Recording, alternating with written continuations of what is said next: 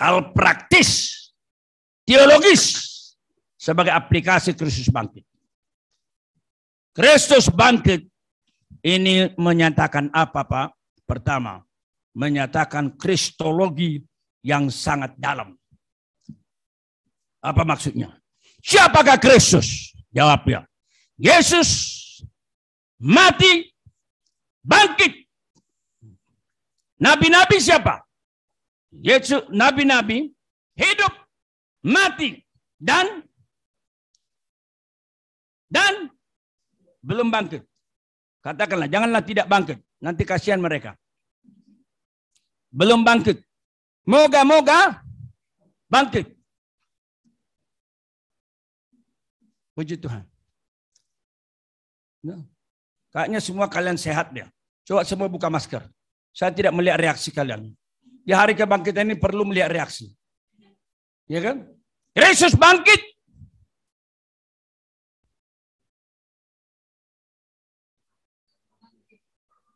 Gimana? Udah bangun kalian? Kristus bangkit yang pertama apa? Menyatakan kristologi yang sangat dalam. Yesus hidup, mati, bangkit. Nabi-nabi hidup, mati, belum bangkit. Boleh Pak Philip tutup sendiri, nggak apa-apa, yang lain tetap buka. Karena Pak Philip sudah tua. Ya, yang lain saya mau lihat reaksi kalian. Saya senang, nilai nih. Senyumnya kelihatan, senang, saling berbagi. Pantasan dari tadi kita kayak orang ngantuk. Nggak melihat kalau orang lain senang. Ya, kristologi yang sangat mendalam. Dia berkata, tidak ada seorang pun mengambil nyawaku daripadaku. Sebab aku menyerahkan nyawaku, mengambilnya kembali. Wow. Tidak ada seorang pun mengambilnya. Anak manusia akan diserahkan kepada tua-tua. Dibunuh. Tetapi akan bangkit pada hari ketiga. Wow. Dan itu terjadi. Itu nyanyi kita tadi. Nungata luhamate. Dibantuhan Yesusi. Aina hehe do ibana. Songon nani dot nani. Seperti disabdakannya. Dia bangkit. Itu sebabnya kasihan. Perempuan itu dan rasul-rasul. Mereka Jumat sedih. Sabtu sedih. Minggu mereka sudah siap-siap membeli rempah-rempah. Untuk apa? Untuk merempah-rempahi Tuhan Yesus yang mati. Pernah satu kali. Ingat baik-baik. Pernah satu kali. Ada umat mau beribadah kepada Yesus dengan penghayatan Yesus mati. Dan itu terjadi pagi apa siang? Pagi. Tetapi lihat. Apakah mereka menemukan Yesus? Tidak. Apakah mereka sempat memberikan ibadah kepada Yesus yang mati? Tidak. Saya tidak tahu jam berapa mereka ke kubur itu. Tetapi meskipun mereka sudah pergi pagi benar, Yesus lebih pagi. Dengan perkataan apa? Dia tidak menerima ibadah sembah sujud dengan penghayatan dirinya masih mati. Beribadahlah kepada Yesus yang bangkit itu. Puji Tuhan. Kalau baca versi Markus, mereka khawatir. Sambil mereka jalan menuju kuburan, sambil mereka bertanya di jalan itu, siapa ya yang akan menggulingkan batu yang termeterai? Siapa ya? Tapi jalan juga. Mestinya selesaikan dulu dong diskusinya. Siapa yang menggulingkan? Saya nggak bisa. Kamu nggak bisa. Petrus nggak bisa. Oh, kalau gitu nggak ada dong. Nggak ada gunanya jalan dong. Tapi mereka jalan terus. Dari mana kita tahu jalan terus? Karena mereka tiba di kubur. Kubur sudah terbuka. Batu sudah terguling. Dan kalau baca Matius, ini catatan Matius lebih bagus lagi. Malaikat duduk di batu itu. Saya baca itu satu perenungan pagi rasanya lucu. Lucunya apa? Ketika perempuan merasa batu terlalu besar. Batu digulingkan. Menutup Yesus. Bagaimana kita merempah-rempahi? Tapi bagi Allah terlalu mudah. Katanya datang gempa bumi. Mungkin juga malaikat kecil datang menggulingkan pakai tangan apa ini? Kelingking. Has. Nah setelah has, malaikatnya duduk di batu. Dalam bahasa Medan, dipantati batu itu. Ngerti kau dipantati? Kau ya bikin jemaat khawatir ya, takut ya. Untung jemaat itu nggak berhenti. Meskipun mereka khawatir, takut, meskipun mereka nggak sanggup, mereka jalan terus. Untung. Coba kalau mereka akhirnya nggak bisa, nggak sanggup, nggak ada, sambil khawatir, akhirnya jawaban nggak bisa, mereka mundur. Untung nggak begitu. Sambil takut, sambil jalan, sambil khawatir, sambil jalan. Lalu lihat, lah, batu yang kita anggap paling besar dipantati sama malaikat. Ingat, saya tidak tahu apa masalah terbesar bagimu di STT Trinity dan yang di live streaming. Apa yang terbesar bagimu? Ingat, malaikat Tuhan, maaf, bisa memantati itu. Duduk dari situ. El Shaddai. Wah, itu lagu kita kan. Tapi begitu nyanyi itu langsung holsoan lagi. Langsung khawatir lagi. Jangan. El Shaddai. El Shaddai. Atau bisa juga deh sambil El Shaddai, sambil khawatir, sambil nyanyi lagi. Dan akhirnya kamu akan menunjukkan Allah yang El Shaddai. Batu sudah terguling. Kamu pun bersuka cita. Luar biasa. Kristologi diteguhkan. Karena itu sembahlah dia. Itu sebabnya Injil Yohanes ditutup dengan Thomas menyembah Yesus. Thomas peragu.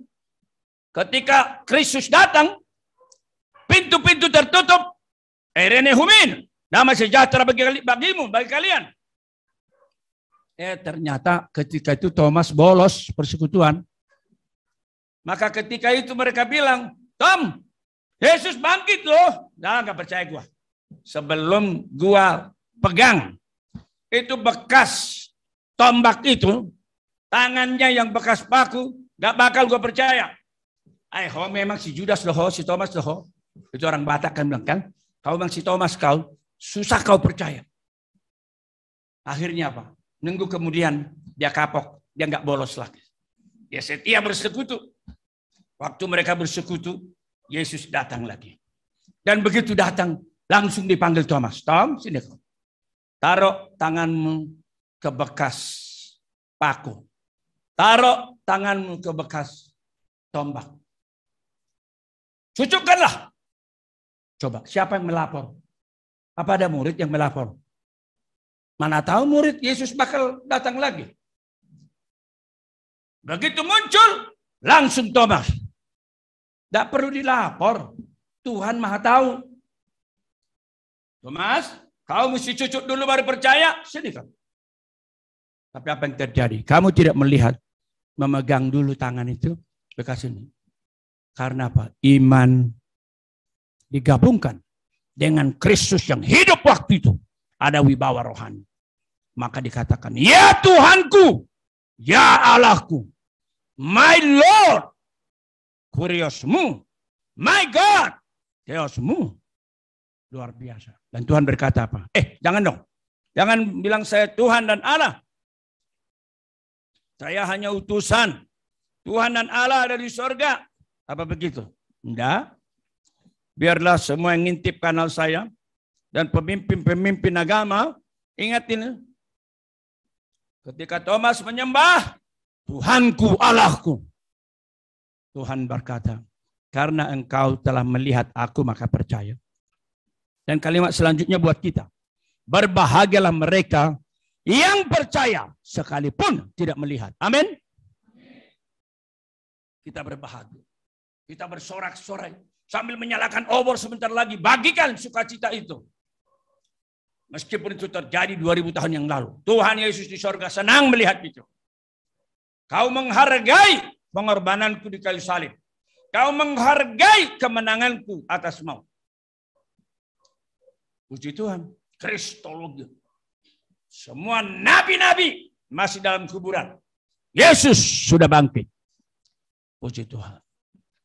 Yang kedua, secara teologis, kebangkitan Kristus bermakna apa? Bibliologi. Banyak orang meragukan Alkitab.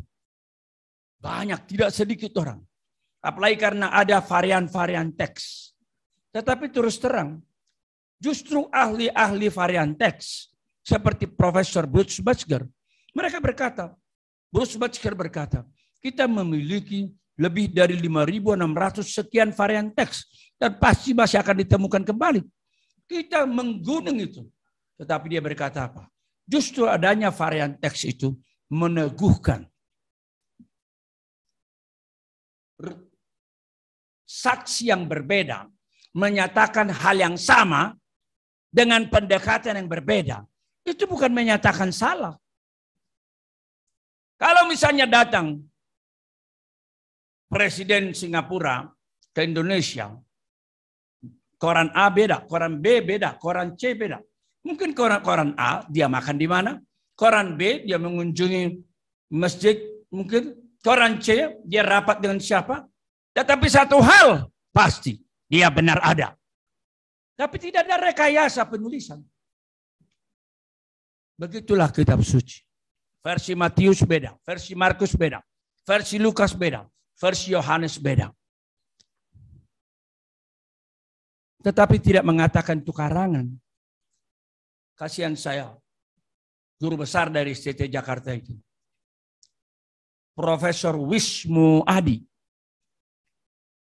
Di sini kutemukan. Dia berkata, Yesus bangkit atau tidak? Nggak jelas.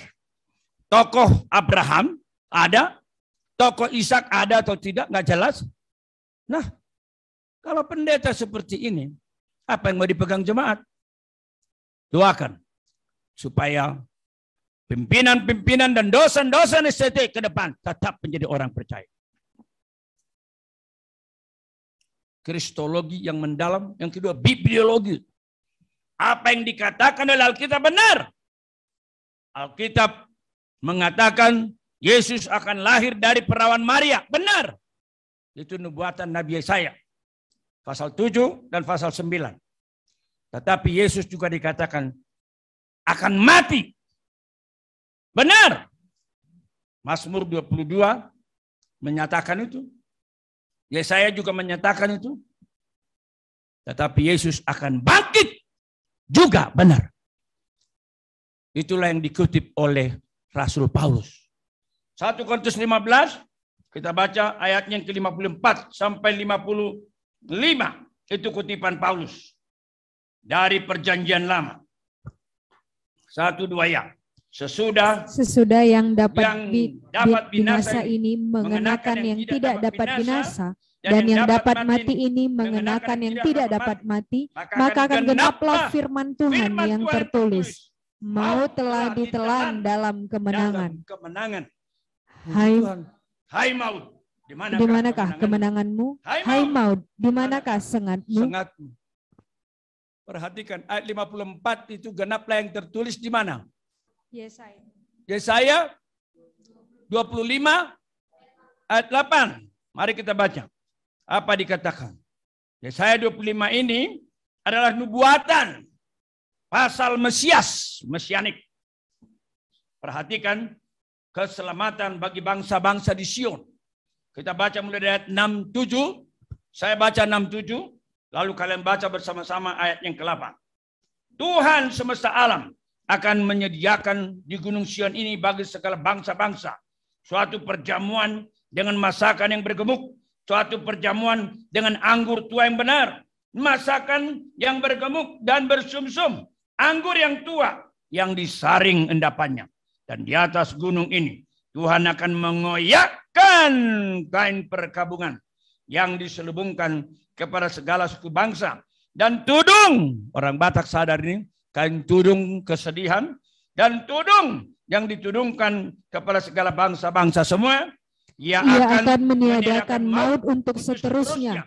Dan Tuhan Allah akan menghapuskan air mata daripada segala muka.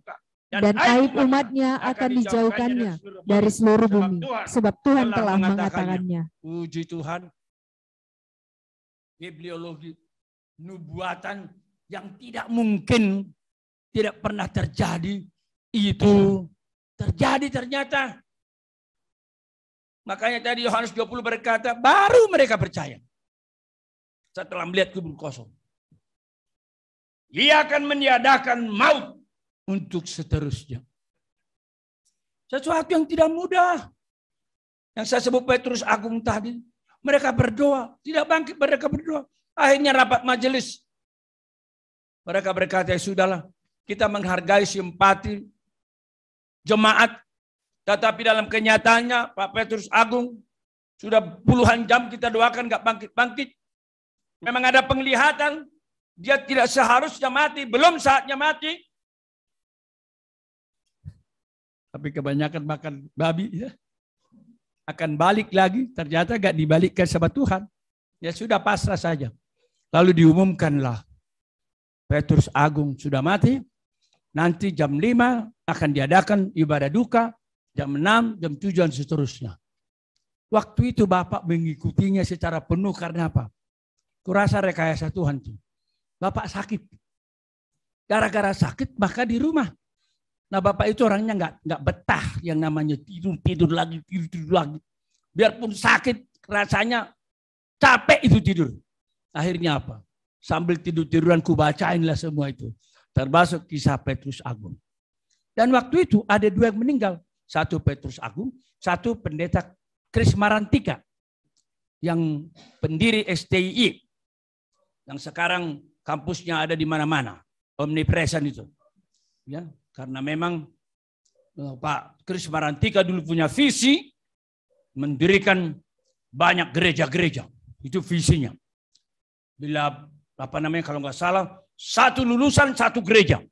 Nah ini lebih lagi jawabannya. Bukan gereja banyak, tapi kampus juga banyak. Itulah STI. Nah saya lihat beda sekali. Kematian pendeta Kris Marantika. Orang berdatangan. Orang berdoa, bersyukur kepada Tuhan atas hidup Pak Kris Marantika. Yang di sini orang sibuk dengan nubuatan. Teriak-teriak. Dalam hati saya, inilah bedanya 2 beriman. Yang satu goblok, dungu, keledai. Yang satu cerdas. Pak Philip, saya nggak bilang siapa yang goblok ya. Supaya tidak dianggap penista agama. Yang satu goblok, ya siapa yang goblok? Ya yang goblok itulah yang goblok. Orang berkata, Bapak kasar, pendeta. Masa keluar dari pendeta bodoh? Saya berkata, masa pendeta bilang orang pintar itu bodoh? Orang bodoh itu pintar? Pendeta itu harus mengatakan yang benar. Kalau bodoh, jangan bilang pintar. Kecuali itu cucumu. Itu beda lagi kan. Pinter ya. Nah, itu cara mendidik. Itu. Yang satu pasrah. Yang satu bernubuat. Langsung saya pikir Tuhan kasihan gereja. Pelajaran yang paling mendasar, paling penting yaitu iman. Salah. Gagal. Gerejanya besar. Jemaatnya besar. Tetapi pelajaran paling mendasar salah. Iman itu apa? Ikut maunya Tuhan. 1, 2 yang. Iman. Maunya Tuhan. Itu versinya Pak Mangapul Sagala itu. Gak ada di buku itu. Kecuali bukunya Pak Mangapul Sagala. Atau buku menantu.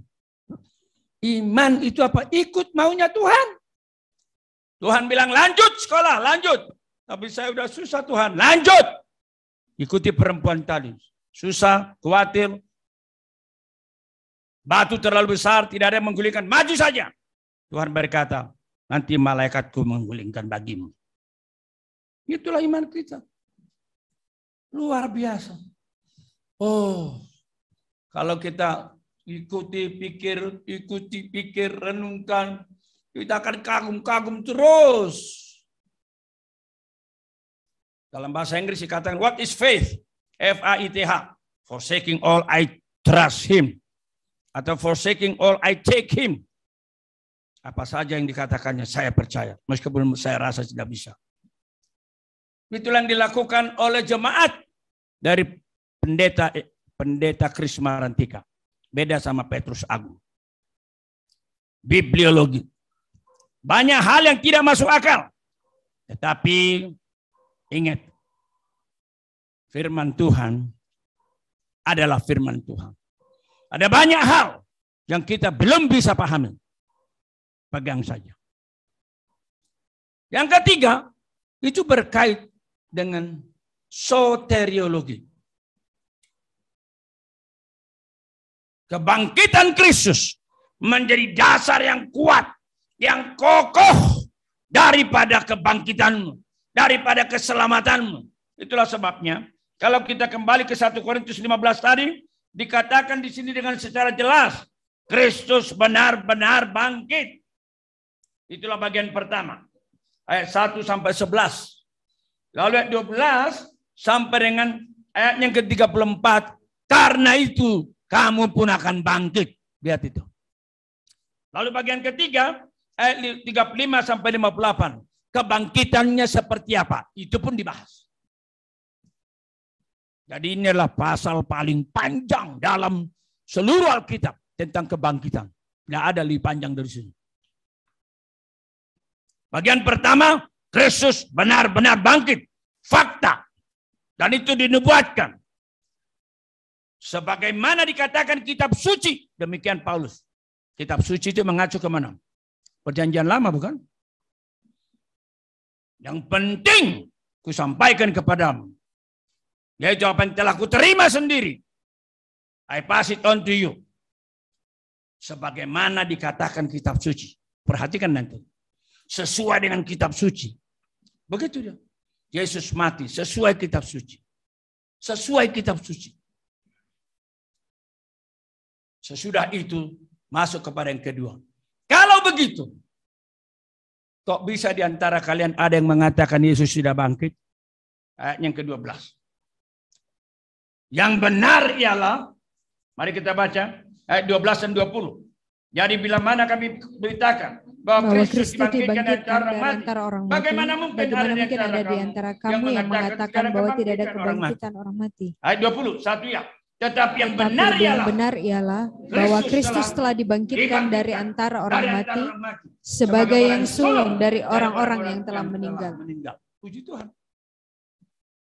Makanya di ayat awal dikatakan, dan sekarang saudara-saudara, aku mau mengingatkan kamu kepada Injil yang aku beritakan kepadamu, yang kamu terima, dan yang di dalamnya kamu teguh berdiri. Oleh Injil itu kamu diselamatkan. Soteriologi. Keselamatan kita pasti. Dari mana? Dia uraikan, Kristus sudah bangkit. Dan karena itu kamu pasti akan bangkit. Dan kita sudah baca tadi Yohanes 14:19. Karena aku hidup, kamu pun akan hidup. Puji Tuhan. Yang keempat, kebangkitan Kristus menjadi fondasi yang kokoh dari misiologi. Misi maksudnya. Perhatikan, seluruh Injil diakhiri dengan misi. Markus 16. Karena itu pergilah. Matius 12. Jadikan semua bangsa muridku. Lukas 24. Demikian juga Yohanes. Seperti Bapa mengutus aku, demikian aku mengutus engkau. Dan ingat, siapa yang mengatakan itu? Yesus yang bangkit. Matius 28. Coba kita lihat. Ini kalimat yang dikatakan oleh Yesus yang bangkit itu. Matius pasal 28. Kita baca bersama-sama. Wah, ternyata saya panjang juga khotbahnya ya. Saya maunya singkat tadi. Nah, begitulah. Kadang-kadang kalau tidak ada di otaknya, di hatinya, mau panjang isinya sedikit. Tetapi kalau begitu banyak, mau pendek isinya banyak. Mari kita baca. Yesus mendekati mereka, ayat 18, dan berkata, kepada telah diberikan segala kuasa di surga dan di bumi. Karena itu pergilah, jadikan semua bangsa muridku, dan seterusnya. Perhatikan, Yesus yang bangkit mengatakan ini. Kepadaku telah diberikan segala kuasa di surga dan di bumi. Dan perhatikan, sebelum kebangkitannya, semua kuasa berkumpul untuk mematikan dia. Kuasa pemerintah di bawah kekuasaan Pilatus, Herodes, matikan dia. Kuasa agama di bawah Imam Hanas, hentikan dia. Kuasa massa yang sudah disogok, salibkan dia. Kuasa alam, batu paling besar, tutup dan meterai, semua bergabung. Matikan. Tetapi Yesus mengalahkan semua. Dan Yesus yang keluar dari kubur ini, dia berkata, kepadaku telah diberikan segala kuasa di sorga dan di bumi. Karena itu pergi, jadikan semua bangsa muridku. Sebagaimana kita pelajari, pemuridan hanya satu-satunya di sini perintah. Muridkan semua bangsa bagiku. Tidak ada yang lain. Kalimat perintah cuma satu, yaitu memuridkan. Makanya alumni kita, ciri khasnya harus alumni yang memuridkan. Puji Tuhan. Misi. Pergi. Puji Tuhan, pagi ini ada juga pawai obor di Desa Borandolo. Saya dengar dari Resti, dia akan ke semua, ke Sarbolak, ke Siboro. Saya bilang, nggak capek kalian, kuat kalian. Bisa Pak? Oh ya oke lah, asal jangan pingsan kalian. Mungkin itu seperti yang terjadi dengan dua orang yang bertemu dengan Yesus. Ketika mereka kecewa sambil jalan, Yesus berkata, apa itu? Apa lu nggak tahu? Lu sendiri nggak tahu ya? Peristiwa yang terjadi apa sih? Itu loh, Mesias yang dulu begini loh. Apa kamu nggak tahu bahwa Mesias harus menderita dan seterusnya? Terus begitu mau tiba di rumah itu, dia pura-pura jalan, lalu dia berkata, masuk dong, Tuhan. Oke masuk. Setelah masuk, dia adakan pembagian roti, maka teringat mereka, matanya terbuka. Ternyata itu Yesus. Malam itu juga mereka pulang dan bercerita, Yesus telah bangkit. Dan dia telah menyatakannya kepada kami. Kiranya nanti kalian dalam pawai obor sebentar juga begitu. Yang terakhir, cepat saja. Kebangkitan Kristus memberikan kepada kita konsep eskatologi yang kuat. Apa maksudnya? Eskatologi bicara mengenai hal yang akan datang, bukan? Apa dasarnya? Dasarnya Kristus. Maka dikatakan jikalau dalam hidup ini saja kita menaruh pengharapan, mari kita berdoa supaya kaya. Mari kita berdoa supaya pintar. Mari kita berdoa supaya sehat. Mari kita berdoa supaya... Kalau hanya dalam hidup ini saja, habis itu orang kaya yang mati dikubur binasa, pejabat yang mati dikubur binasa, orang sehat yang mati dikubur binasa. Kalau itu saja paling malang. Tetapi karena Kristus bangkit, maka pengharapan kita melampaui kepada ke depan. Itu yang kita baca tadi, ayat yang ke-19, lalu kita baca juga, mari kita baca beberapa bagian terakhir dari firman Tuhan ini. 1 Korintus pasal 15. Ya. Ayatnya yang ke-32.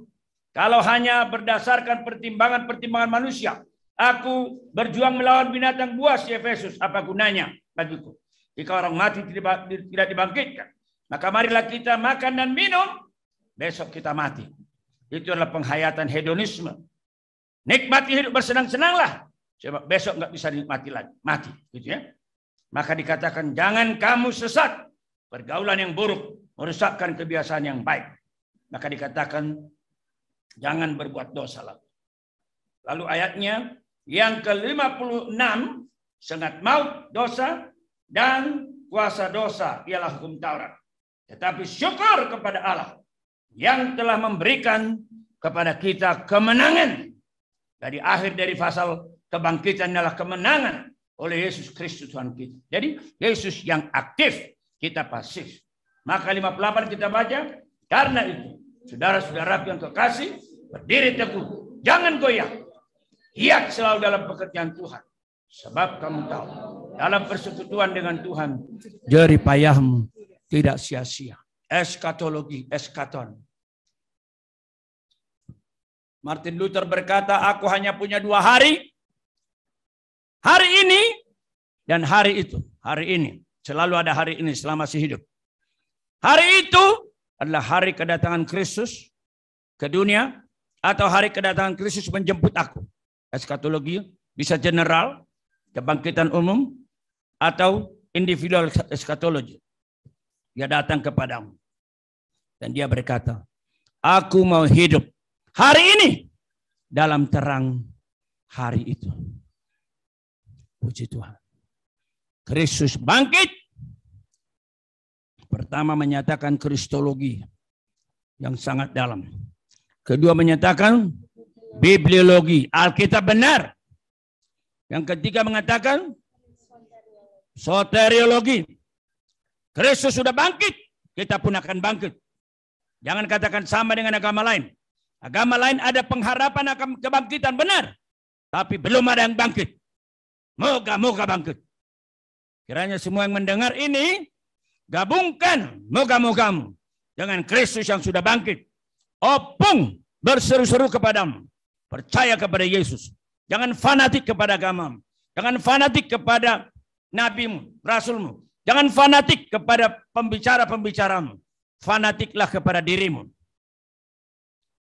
Jangan biarkan dirimu, kata Paulus, disesatkan siapapun dan cara apapun. Kebangkitan Kristus. Yang berapa? Apa lagi? Yang keempat menyatakan apa? Misiologi. Kita semua pergi. Dan yang kelima, eskatologi. Puji Tuhan.